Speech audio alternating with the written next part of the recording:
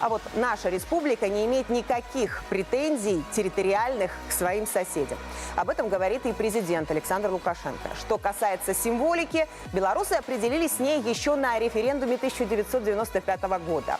Давно и ответили себе на вопрос, что для белорусов значит Вильня. Можно отказать одной фразой. Вильня белорусская, а Вильнюс литовский. Потому что, когда мы кажем про гістарычную традицию, то, безумовно, этот город немагчыма выкраслить с гісторыі нашей культуры и нашей державности. Это первый момент. Ну, а коли по сутности белорусская держава заўсёды надзвычай ярко, окреслена и рельефно подкреслівала, что она стоит на варте международного права, и у тым ліку важнейший принцип международного права – это территориальная целостность держав. Тому мы ніколі не претендовали на территорию соседней державы.